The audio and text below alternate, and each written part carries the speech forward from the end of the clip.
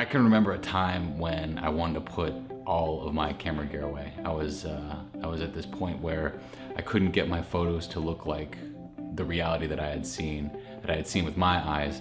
So there was this like pit of frustration where I couldn't get over this hurdle in my own personal photography. I reached a certain point, and once I got to that point, I couldn't get my photos to look any better.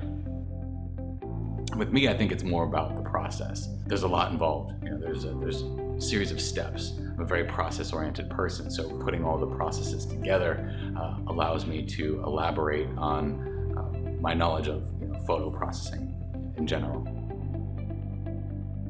The thing about HDR photography is that I thought that at 4 years into this that I'd be able to predict exactly what I was going to see as I was on the scene shooting, but there's still surprises. There's still a lot of pleasant surprises that when I take a shot, a series of brackets, I get really excited and I'm not sure what the final image is going to look like, but I have an idea in my head, so I get really excited during the shoot, which didn't usually happen when I was just shooting regular photography, because I would take a series of pictures and say, okay, that looks good, I can do something with that in post-processing, but that element of surprise wasn't necessarily there.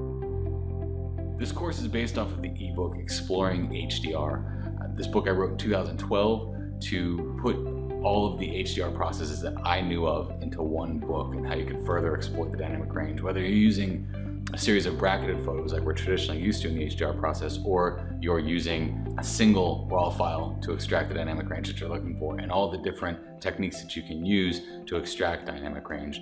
We're also going to get into post-processing, because post-processing is critical in any photograph, but with HDR photography there are some individual things in the HDR process that need to be looked at a little bit differently than a regular photograph. So by the time you're done with this course, you're going to know everything you need to know about HDR photography, and specifically how to post-process those HDR photographs, so that you're not like I was 4 years ago, striving to get that picture that you had in your head, but you couldn't quite get it in camera or after you're done post-processing.